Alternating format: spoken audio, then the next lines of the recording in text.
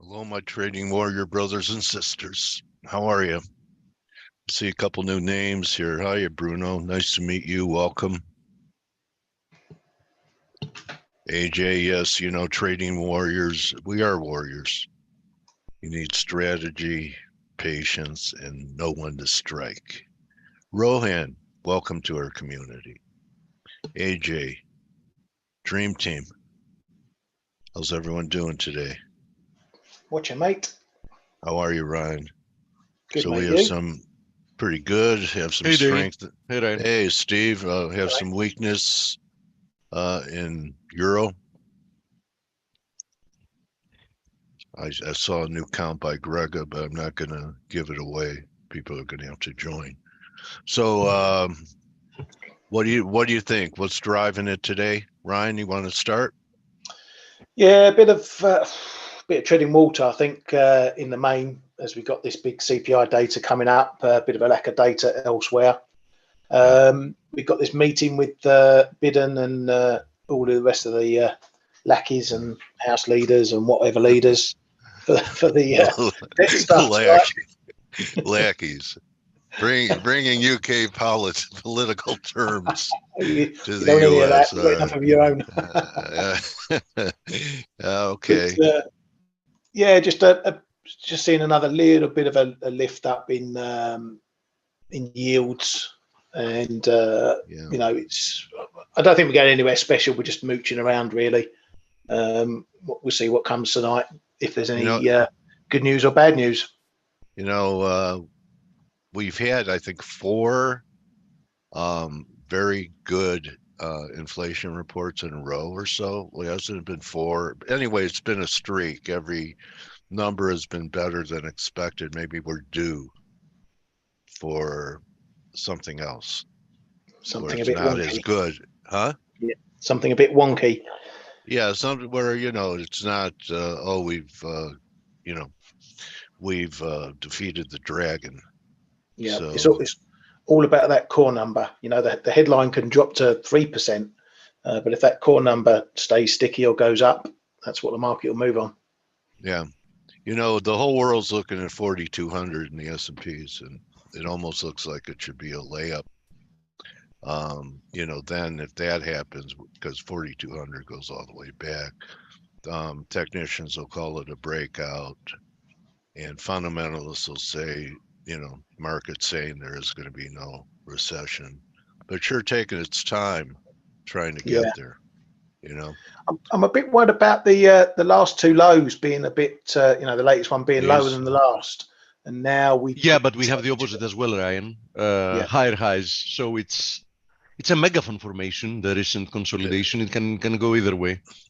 oh, I see yeah, what you're talking about, Steve. So Steve's talking about kind of, and they're very hard to trade because what you think is a failure ends up being a time to buy it. That's it, right, Steve? I take it a little bit further back. The beginning of it. I mean, it's less Oh, steep than you you drew like it. it. I like these two touches, especially this touch. Yeah, hey, but That drove you're it to if you pull painting it that. $200. back, you'll have three touches, which is more important. Oh, well, okay, only because you know how I feel about the number three. Yeah, exactly, All right, exactly. all right. So if it wasn't for the number three, I went. So just drag it out. I knew that's your weak spot there, right? Yeah. So this is what Steve's talking about. Yeah, and there is a And then trend line resistance as well, at the same time. yeah, okay. So this is the formation that the S&Ps are in. Um, I don't know. It's hard to, here's the feeling I get on the street. The bears are looking to sell it above 41.95. They want to see, some more bullishness. They'd like to see, 4,200 taken out, and then it becomes some type of false breakdown. So I don't know. We'll see if the market accommodates people. And a lot of people want to short it up here at the 61.8. I'm just talking about what the bears want to do. The bulls are, going to say, hey, you know what? It's this is progressing. and it survived every test, and it's the most hated recovery in the market in history, with the backdrop of all the news of banks going down, and you know, the debt ceiling and a war, and you could just have a huge list. Fed, overshoot. So we'll see. It's really hasn't done that much for a while. This is the range. So 38.42. What do you guys think? Upside breakout? Yeah, I think if we get a resolution, which we should do, to the debt stuff, I see a risk rally, particularly in US Okay. assets. Okay. And let's see. Has K-Man recovered from the coronation? Hello, Prince K-Man. Hey, how are you? All right, I bend my knee to you. Oh my God! I mean, yeah, that's nice. Well, we had So, decent coronation parties. Let's put it that way. Street yeah, parties. I even yeah, had a sunburn. I look very English right now. yeah, because he's not really your king, right? I mean, you're Nah, not. Is he? that would be for another discussion. Okay. Well, play Tom Petty's "It's Nice to Be King, if just for a while." Yeah. You'll like that song. Um, okay, so what's you're back in the saddle. What are you doing?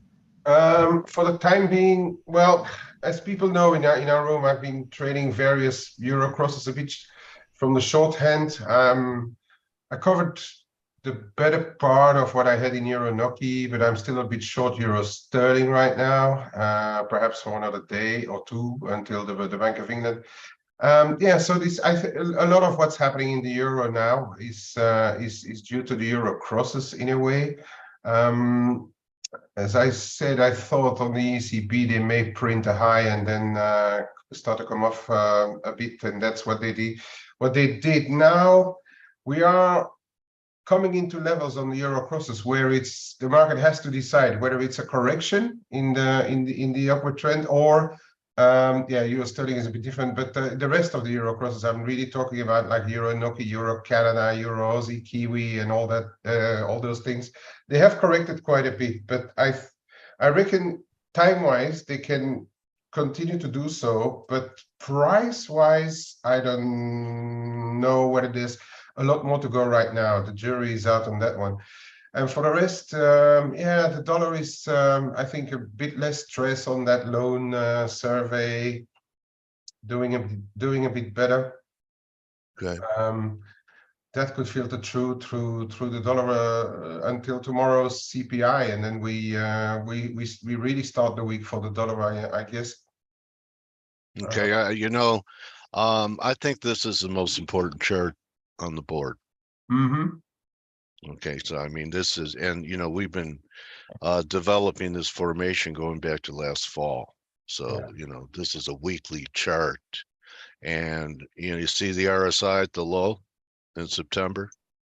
Yeah. It confirmed low there, and markets generally do not bottom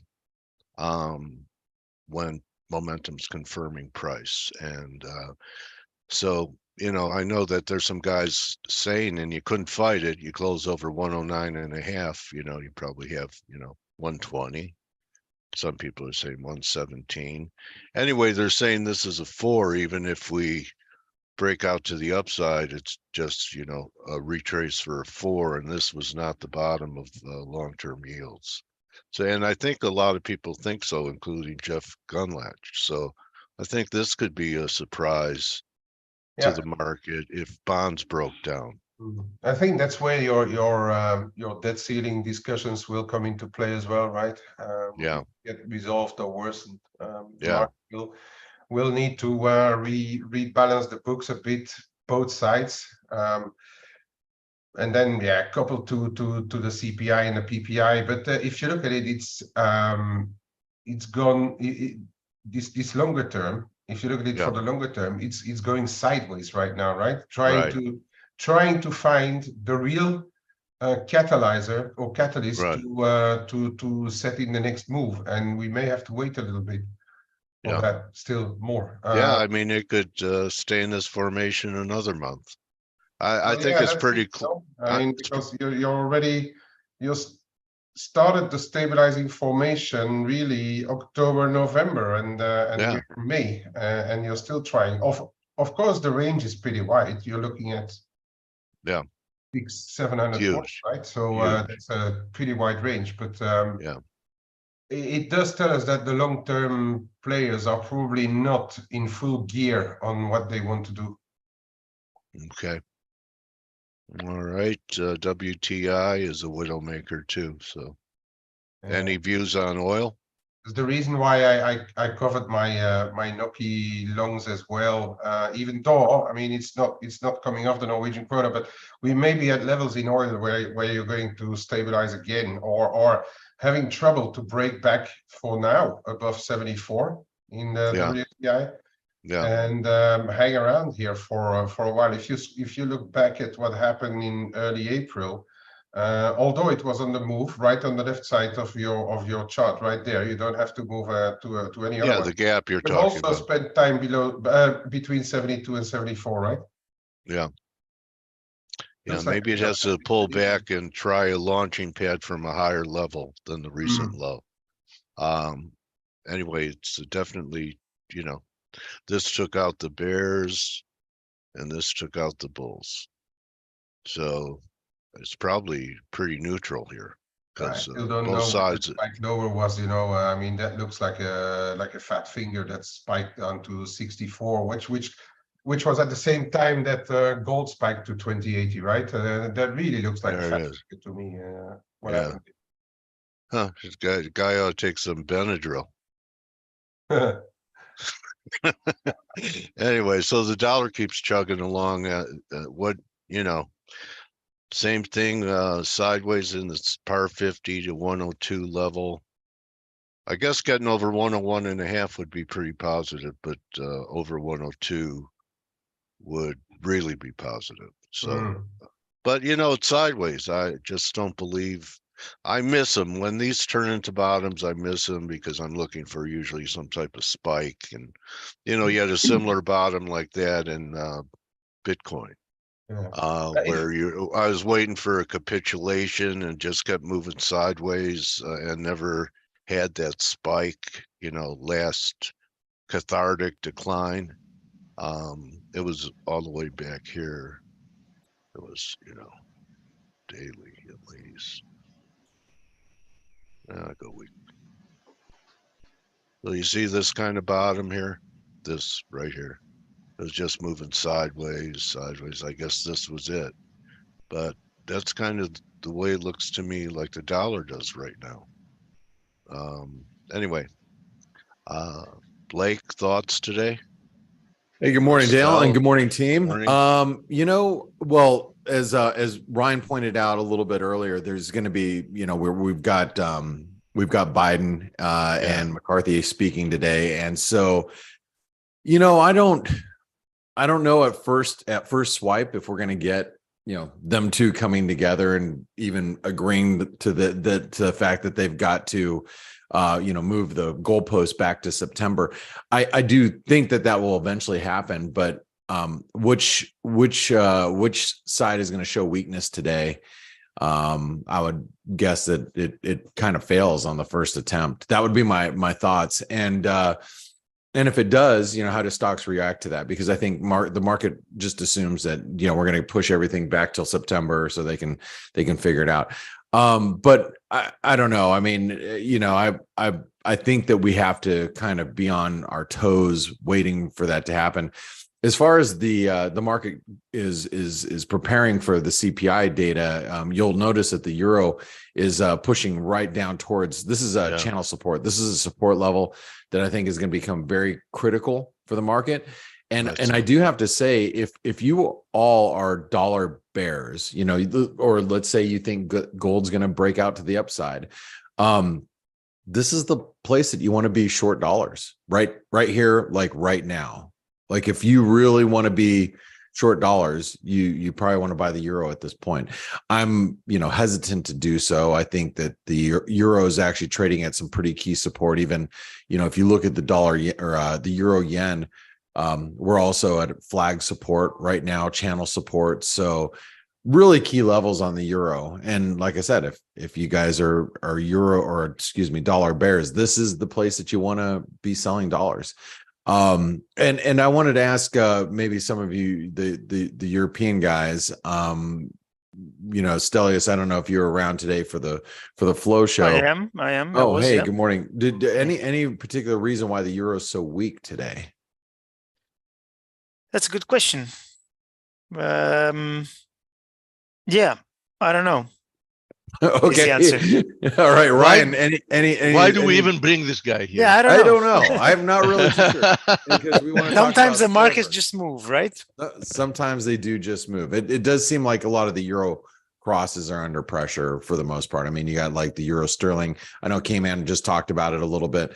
I mean, we are really breaking through some pretty key support here. It's a lot of support. Maybe it's just more of a euro move in general, but yeah, I mean, any comments from Ryan, K-Man, Steve? Any thoughts there?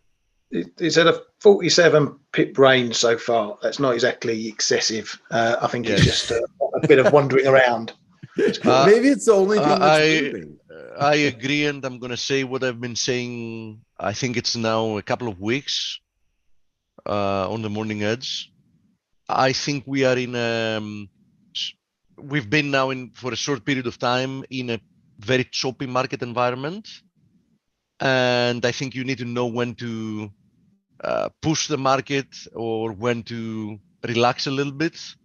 And this is a period that it's better to just, watch more and do less, if you ask me. You know what? That's a great comment, Steve. And I wholeheartedly agree with you. It's a tough environment to be trading. They took the volatility away again, guys. I mean, we were finally getting good volatility in the currencies, and it just died again. Yeah, I know. Yeah, I mean, they'll, unless you're in some kind of a financial crisis, you can have volatility every day, all day. You know what I mean? You as a trader, you have to be expecting that there's going to be periods that there's going to be a lot of activity in the markets, and there are going to be periods that things are going to be calm, right, or choppy. And now we are in a very choppy environment, so it's better for people to do something else than just use less leverage, take less trades, right? There's nothing wrong with that. Rearrange the sock drawer. That as well, perhaps. All right. The VIX is putting in a higher low. What's VIX look like to you, Blake? Yeah, well, it's not. It looks like a bunch of nothing right now. I mean, as far as the volatility goes, I think that we're close to support, but this is. I never really factor in VIX unless we're sitting right on support or it's spiking, and then I know, hey, shoot, I got to be a little bit more careful with what I'm doing with risk. But right now, it doesn't tell me anything. I mean, we're just near support here. I'm not going to trade off it. Let me just put it that way. Well, to me, it speaks of complacency at the minimum. Yeah. Well, it definitely is. I think it definitely. People could say they're worried and bearish, but it's not reflected in vol. Well, you look at equities, and they're just trading above the 50 DMA. I think this is a really nice trend indicator for a moving average. And while you're just sitting above the 50 DMA, and it's support. This is also, if you guys are just want to look at the S&P, not that one. Let me get rid of that. I'll put that back later. Here's the low to high. There's the 38% retracement, 50 DMA, all sitting right at 40-45. So as long as we stay above that, there's no real reason to get too excited about the markets. But I want to talk really quick about like the yen. So we had some comments that came in from the BOJ overnight. Ueda basically is saying that he's wanting to adjust yield curve control if and then start shrinking its balance sheet once heightened let's see, the comments were once prospects heightened for inflation to sustainably hit its 2% target. What do you guys make of the UEDA comments overnight? It looks like it gave the yen a little bit of a lift, but anything substantial there as far as comments go? Well, basically confirming what we've been saying. He's a very good, very good remains to be seen, but he's a pretty decent communicator. So the basic of this is that I think, will want to avoid huge surprises that could distort the market, but then he didn't give us anything else than still hinting that they are on some sort of normalization plan. And as I was saying on the Flow Show, we may have to wait until June to exactly know what the plan is. But in the meantime, he does seem to keep the communication going that things will change. But now remains to be seen what's the magnitude and the speed of it, and that's where the market is now wondering as well. And we've seen that right now the volatility is slowly but surely coming off in yen as well. Of course, you have those moves, but again, on the euro yen side, it's more a euro thing right now. I've been looking on the Flow Show. I've been looking at quite a few euro crosses this morning, and they really showed what I expected is that those highs that we had into the ECB have been rejected for now, and market was apparently very long euros and needed to rebalance the portfolios a bit. So that's what's happening now. But then for the yen, we know that this 135 is roughly in the middle of the danger ranges, 132.80, 133, the figure, or a little lower, and 138. And that's where we're trading now. So we may hang around here for a little while and respect those latest ranges. Yeah, technically, and thank you, K-Man, for your comments here. We completed the bull flag pattern in the dollar yen, following the BOJ, so the decision. Now we slumped and we hit channel support, and now we're just I would call this a pennant or a flag. So the reason why I want to point this particular chart out here is the dollar yen is going to be tricky, and I'm not trading the dollar yen per se, but the dollar yen, might get that tomorrow following CPI, that big move one way or the other. I mean, if deflationary forces start to make its way into the US and CPI data comes in, weaker than expected, maybe the dollar yen it breaks down. The flip side is if inflation remains sticky and we see, that CPI, and I don't know what to expect. I'm just looking for the best opportunities out there following tomorrow, and we will be covering that live here. I'm looking for the dollar yen, to spike back up towards 138, or, to spike down and break through channel support here. Either or, I'm willing to trade it. I don't really care. I'd love to see, the yen strengthen, but we'll see. Tomorrow is going to be the driver. What do you guys think? Let's start with Steve. What do you think that do you think inflation is peaked globally here in the US? What do you think CPI is? I think we've seen some kind of a high in inflation. That's without a doubt. Yeah. The problem is not if we're headed back to the record numbers we had a few months ago. It's how fast can we get to acceptable levels. And that is not an easy prediction to make. The easy prediction to make is not as fast as people would wish for, unless we have a very strong recession, right? I think that inflation, elevated inflation, is here to stay for a much longer period of time than people believe. Yeah, all right. Home prices are going up again, Blake. Are they? Yeah. Yeah, there's recovery. He's fighting these secular trends like a housing stock shortage. Yeah. And a labor market where people left after COVID and aren't coming back, and the demographics are bad. It's not like rates can do that much. We need to build more and bring in more immigration to solve these problems. I don't think rates do it.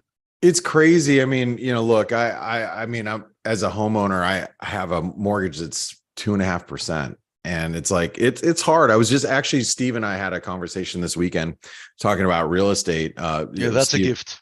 Yeah. It's like, dude, it's hard to get out of. It's like, if I wanted to move, like, it's hard to give that up. And I think that's a lot of Americans are faced with that issue. And I think a lot of people are just in general. So inventories are low, the market. And that's by the way, that's the problem with banks as well, right?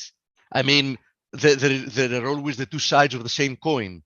What is now for plenty of Americans a gift that keeps on giving, meaning a mortgage rate that is below inflation. So in essence, you have the bank paying you for the money you've borrowed from it, is part of the assets of the balance sheet of that bank, which theoretically speaking is an asset. Practically speaking, it's kind of a liability, right?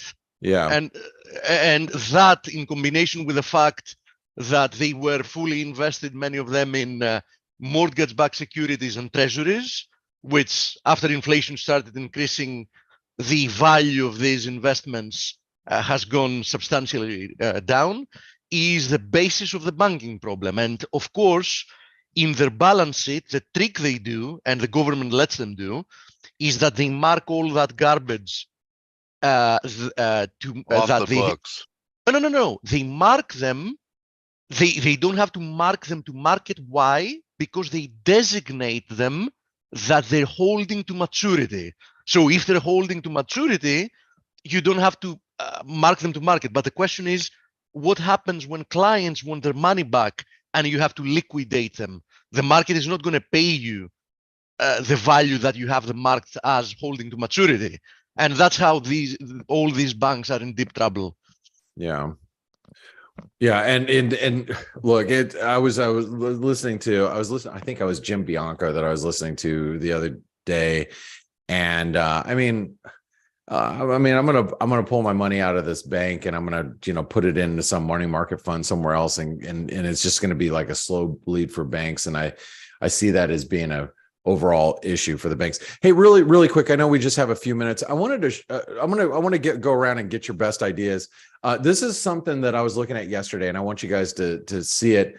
If you missed me tweeting about it, this is the dollar MEX, and I was looking at the Wyckoff accumulation. This is like a Wyckoff accumulation pattern right now. It doesn't mean it's going to end up being that way, but when you get, and let me just share it with you. Like, this is the selling climax part right here, and then you get this rally, consolidation, then pull back, consolidation here. Then you get the drop into new lows, low volume, which this was.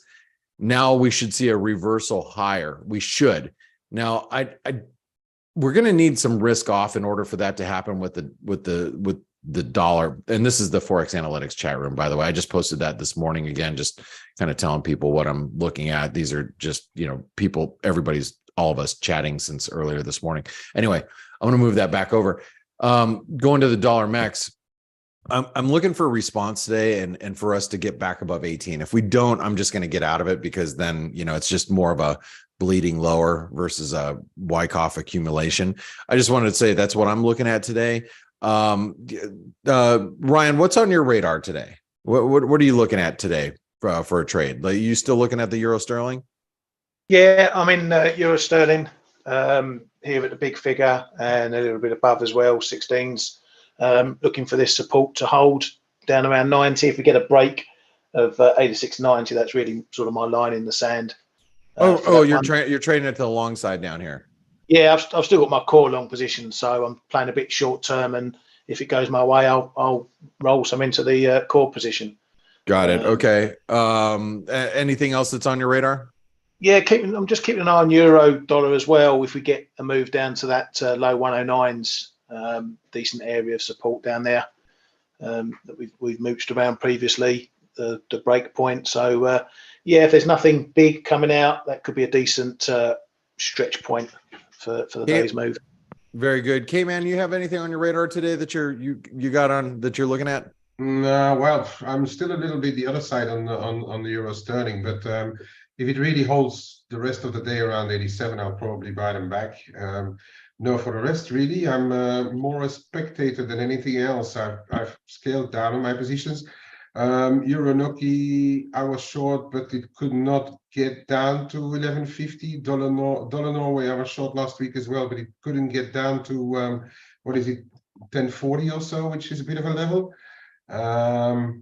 Yeah, and that Euro Norway is still in a very solid upward channel. If you look at it from all the way from there, that's still a very strong channel. Right. Stelios, you were short the Euro Norway.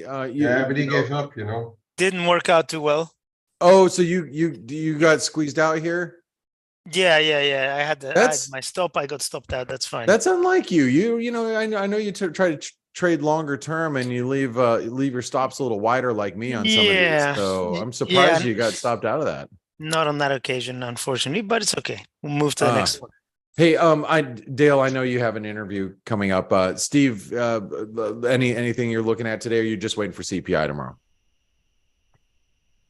As I said, I think the market remains in a very choppy environment, and especially ahead of the CPI tomorrow, I think it's a very dangerous proposition to trade things here. We might just see ups and downs without really doing anything. So, as I said before, I think this is a period to be more patient than trying to jump the gun. All right, guys. Well, Dale, I'm going to pass it over to you. Make sure you guys jump in the ForexAnalytix chat rooms. That not only do we have our platform with all the analysis here for you, live squawk feeds, data flash. It's all on your mobile app. So when support and resistance levels get breached, it goes push notifications right to your mobile phone and device. You also have like a very, very, very interactive and very busy community to talk things that this way you don't have to talk to your wife or spouse or husband and bore them to death about the markets. You can come talk with us because that's all we do. So anyway, I'm going to leave it to you all.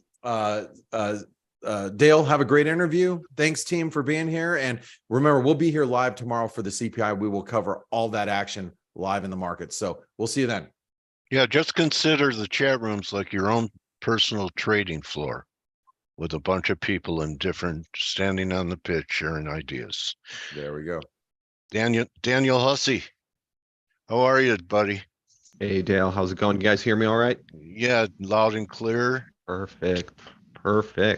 Top of mind today? I figured we could come up to speed with what we talked about a little bit before. I know I was one of your, S&P bulls back when we first, or with our last interview a few months ago.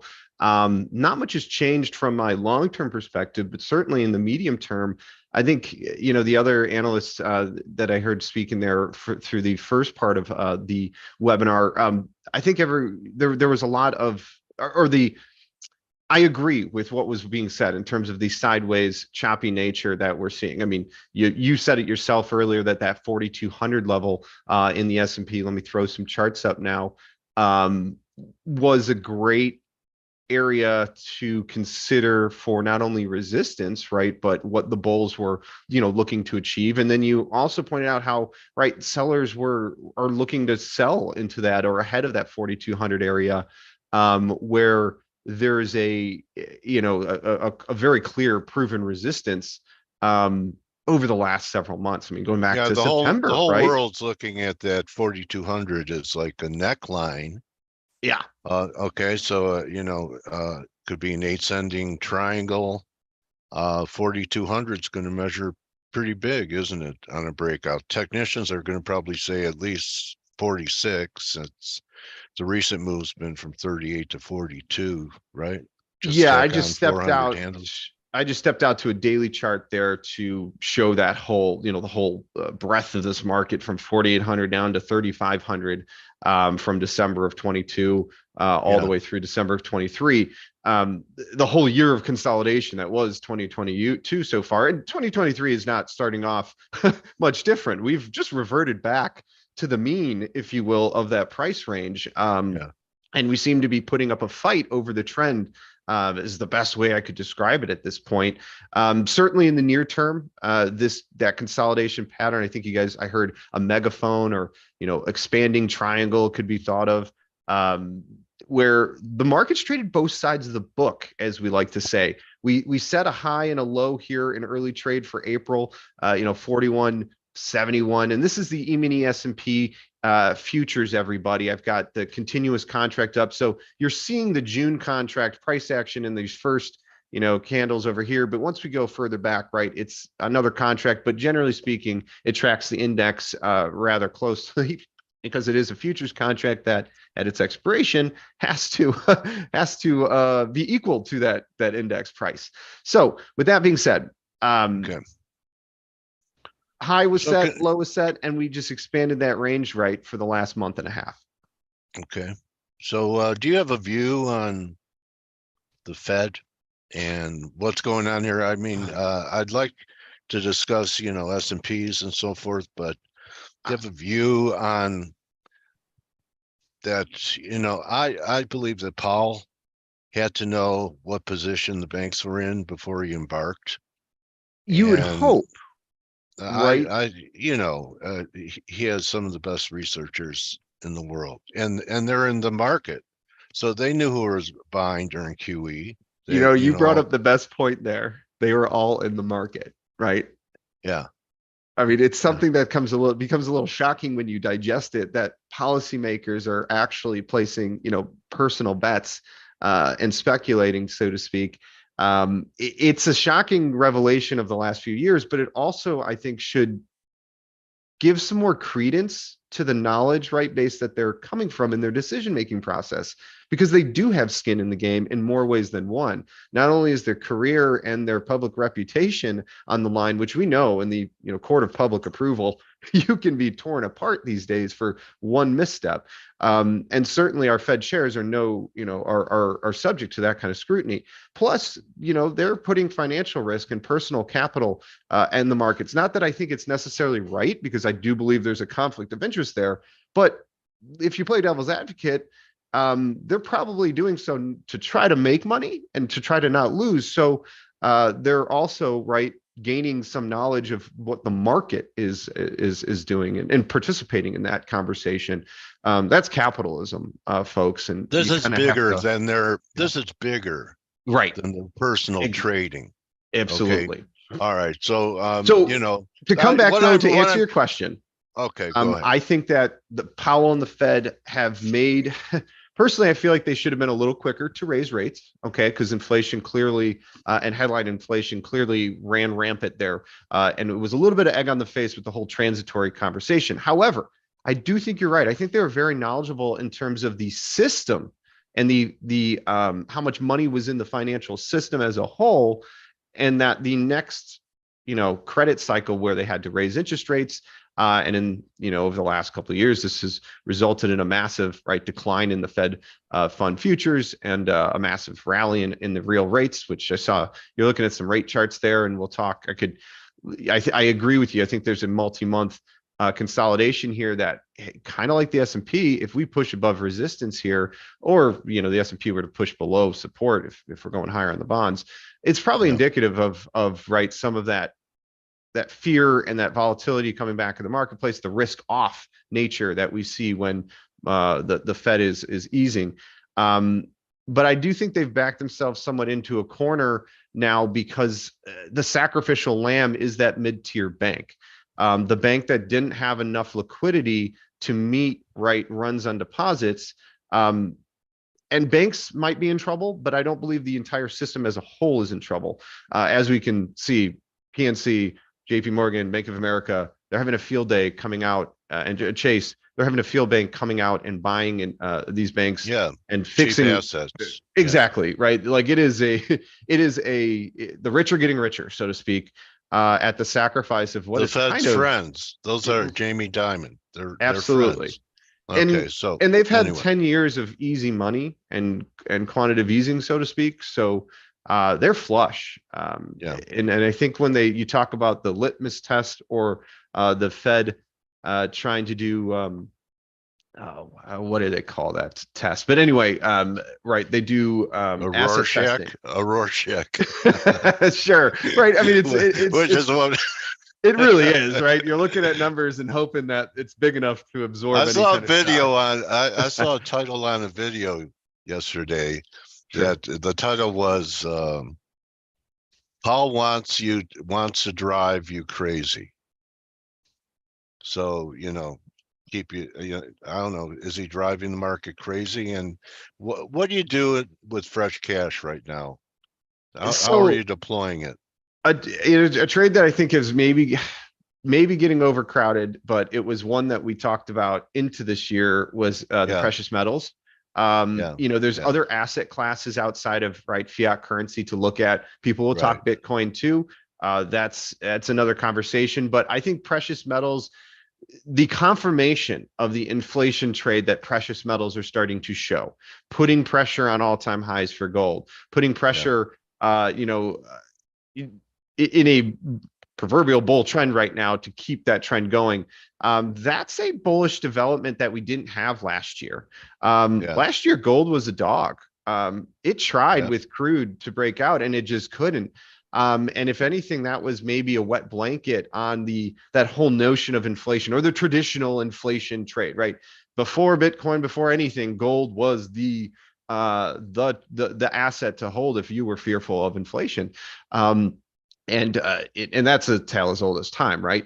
Now there's other, we've diversified those asset classes a little bit, but gold being in a proverbial bull trend still, and silver starting to catch up a little bit are, I think, two developments that are worth, considering and talking about. Now, gold's gotten a little overbought. We're at the high end of the range. I would caution anyone, to trading leveraged gold at this point, but I think bullion is an interesting place that is the sleeping giant, if you will, that when it starts to wake up, everybody pays attention and it's often too late. Okay. All right. So metals, you have a view on the dollar, Daniel? I do. Let me throw up the Dixie here. I've been a bit of a bear for this decline, and not that I'm turning bullish, but I am impressed with how this 100 figure in the index is holding. I don't trade the index. I would prefer to trade individual crosses, but I think the index is as a whole is a good barometer still. And while we remain below that 18-day moving average, which is a typical trend, very simple trend indicator that I use on a daily chart, I do remain, under the impression that the down or short-term trend is lower, but the dollar seems to be holding this 100 figure as support now. And when we take a step back on the continuation chart for the index, that 100 figure becomes very important to the last, decade, where we just couldn't break out of it from 14 on, and then have finally did it right this last year. Coming back to test old resistance as support, even though I kind of want to see the dollar break back down into that $80 to $100 range, from a somewhat selfish standpoint of I prefer a weaker dollar, because I'm a commodities broker and commodities often benefit from the weaker dollar. But I believe breaking back below that 100 figure would be technically significant. But while we remain above it, and certainly over the last 48 hours of starting to break back above that 18-day moving average, I think that there's a short-term consolidation here back above 102. We're talking about reversion to the mean. 55 and 100-day moving averages are at 103. The 200-day has been untested up at 105.70 right now. I got to call this a range between 105 and 100 until it's not. Which means maybe the dollar's due for a period of strength here. And if we flip back over to that 30-year chart for a minute, dollar strength oftentimes correlates with, declines in the 30-year note or a rate rallying environment for the US, this 133 to 132 area has been very formidable resistance. It's also old support from April through July of last year that we broke down below, have come back up. We've set into a consolidative range in the bonds. And if we break back below 129, not to say that's the same as the 100 figure, but stars aligning, the treasury's lower, the dollar higher. Those are things that we expect to see correlate together. And if gold's at resistance as well, that all might be, filling into the idea that the dollar might have a period of strength. Maybe commodities have a period of weakness right now. I think that when you look at crude and row crops and corn, wheat, beans, and cattle, and cattle is a little different story, but hogs, certainly. Price of pork hasn't been this cheap in a while. There's some truth to the fact that the dollar might be putting in some support, and that might be putting on a wet blanket on some commodity markets. What do you think of the grain complex in here, Daniel? This is the time of year where I could have, a 4-hour discussion on the grain complex. We are in the midst of planting season, and we just had a planting progress report that came out yesterday that has us, the second fastest on record soybean planting and a very fast corn planting. But this is a year where weather is going to be very important. Grain stockpiles coming into this year, in other words, what's left over from last year's carryover, what's left over from last year's production, because remember, folks, grain is only produced in every field, one time a year, with the exception of South America that have the blessing of a second crop. There's only generally one harvest for each hemisphere, which means we can take an economic approach to balance sheets, look at supply and demand. We know how much was produced, we know how much gets effectively eaten, and how much is left over for the next year. Well, then we'll put more seed in the ground, produce another crop, and we can monitor those stockpiles along the way. We're pretty tight. In other words, there isn't much left over from last year. So that means this year's production needs to be really big to get us out of these tight areas. And that's a big reason why the price of corn went to $7. The price of beans was at $15 and $16 a bushel. These were prices that were at $3 and $6 a bushel a couple of years ago. So we have doubled the price of these commodities, which when we talk foodstuffs, that's when inflation gets scary. Because the Fed can't print corn. Absolutely. And when prices of food goes too high or we don't have enough, people die. And that is it becomes a humanitarian issue, not just a financial one. Are you keeping an eye on the Pacific and the shift from La Nina to an El Grande El Nino? We are, and I'm not a huge climatologist or meteorologist, but as a row crop, ask me what the weather is like right now where I'm at. Sure. Well, how is the weather? It's dark. It's still dark outside. Well, later on, I'm expecting light. That's through my window. That's Carlin, right? Hippy dippy weatherman. It's true though, and that backyard philosophy of weather can skew our, the bigger picture, because we already have drought complexes going on in the Southwest. Right.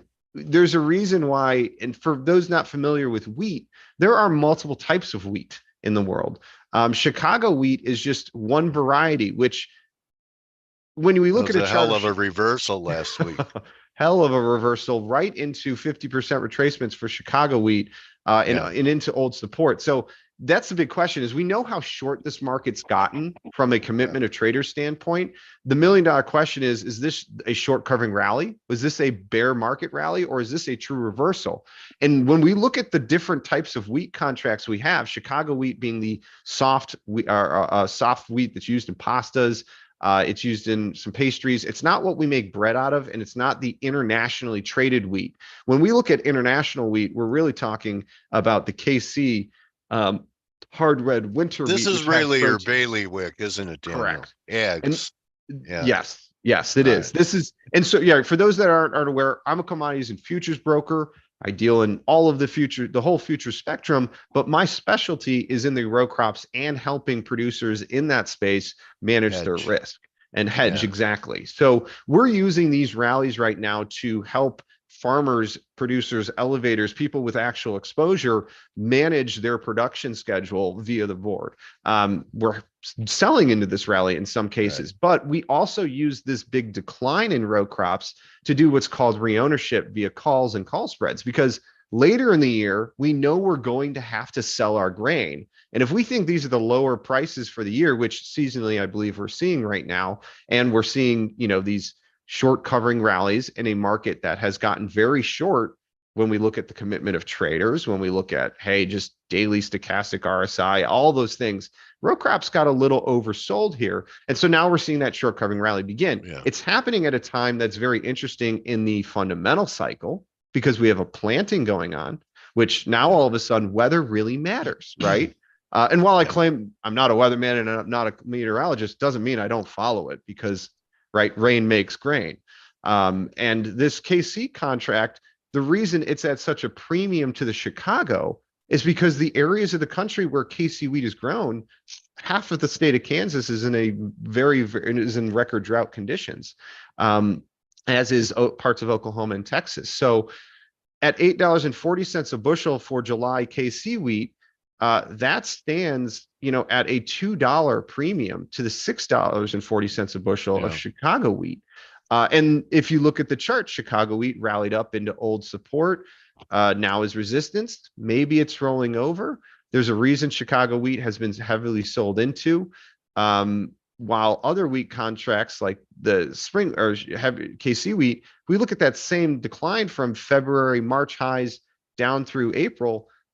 We did not stop at that 50%. We did not stop at old support, right? We have more of a range. This is the higher beta wheat. Correct. It's a higher beta wheat. There's more value to it, and there's a protein premium that is derived from it. There's all these reasons why KC wheat is a better quality product than Chicago, and why it's driving a premium. But it's interesting that even technically on the chart, we're seeing those developments. Yeah. So one thing I am, a couple of last things I'm eyeing here in the row crops. The beans and corn have generally been in very large ranges over the last several months. Really, for beans, you go back a year, they were the big leaders coming out of COVID with oil, corn, and beans. Those were our three products that were really inflating from 2020 through 2022 before other markets started to catch wind. And then over the last year or so, these markets have hit, don't want to say record highs, but when we look at the price of corn and beans relative to historical value, they've hit very high prices, and we're just hanging on up here. The price of soybeans is, at least for July soybeans, which is our current front month future, has been range bound for the last several months to a year. This $15 to $14 range seems to be at play. We have an open gap on the chart down at 1351, which in row crops, when we leave open gaps like this, we tend to be very bullish until they fill. But the fact that we're kind of consolidating up here leads me to believe that, okay, 1400 might be very important support, right? We've had constant support there since September of last year. There's upward sloping trend lines that have held there. And if we look at the beans could be in the $20 range, $20 handle. If you think this consolidation will continue higher, right? Which it could. There's no reason it couldn't. But I like to point out to traders that there's a very clear line in the sand technically that if we break that back below 1400, right? We could go to 12. Right. There's a good reason to think you could be testing down to 13 and 12. But while above, it's support until it's not, as is 1540 resistance until it's not up there. There's plenty of reasons to and trend lines, but the point being is that we have these sideways range bound markets in lots of places, and so I'm not very amped to rush in here from a speculative standpoint and buy corn, wheat, and beans. But from a producer's hedger standpoint, the way we look at those ranges, this is the time to be doing your reownership strategy, which is because we know we're going to have to sell our crop later in the year. Part of our, managing our margins as a producer is locking in our sale prices when they're the highest, and then potentially even owning that crop again when it's the lowest, because every year we're going to have to deliver a crop. whether we make it in the field or not.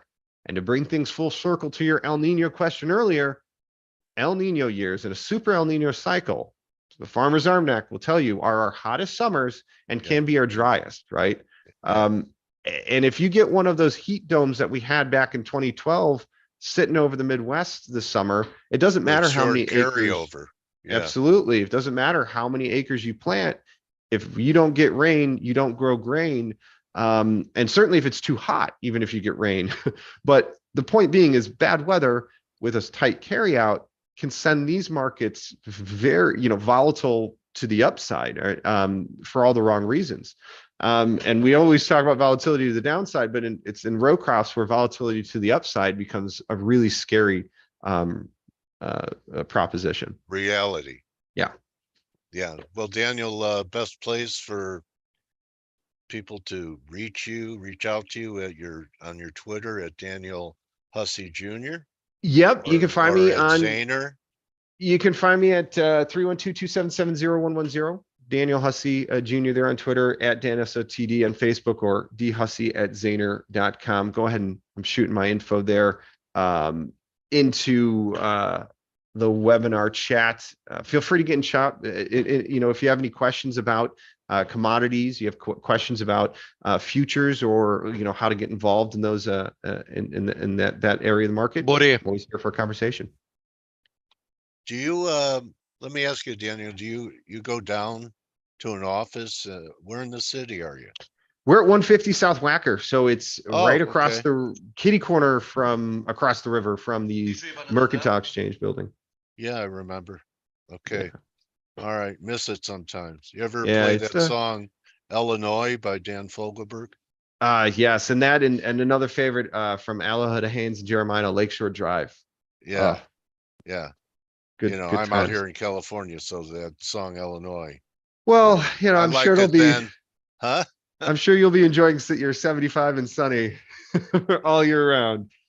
Well, I'm in a more like the higher desert now, but do you think people should go out and buy a silo and fill it and hold it? So if you are fearful of the devaluation of the dollar, if you're fearful of inflation, right? That's a strategy that everywhere else in the world is actually literally utilized. Argentinian and Brazilian farmers are notorious for leaving their grain in the bin because it's more valuable to them as an international asset in the bin as a store of wealth than their currency, the Brazilian real or the Argentinian peso, which both have been, rampantly devalued throughout history and are some of the more volatile currencies that inflation is often the biggest enemy of.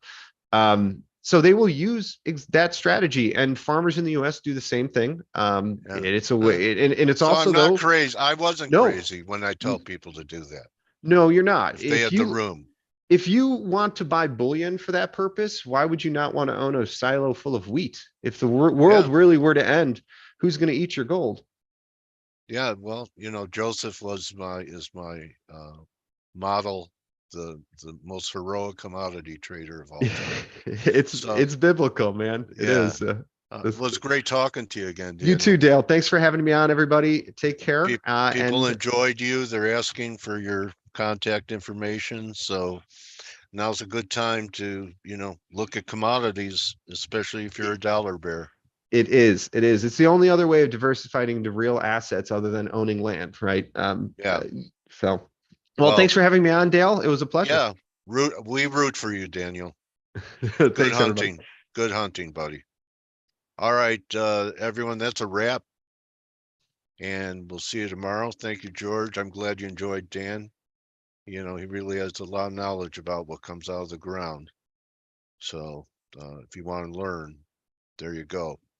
And you could join the team in 17 minutes on the Morning Edge.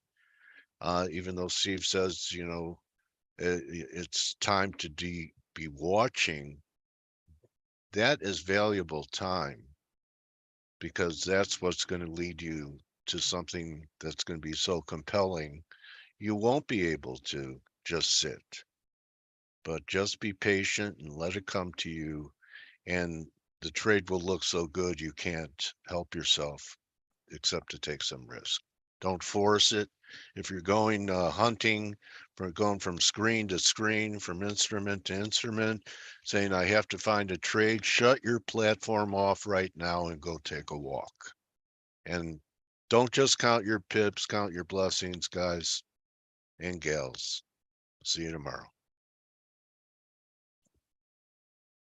You're welcome.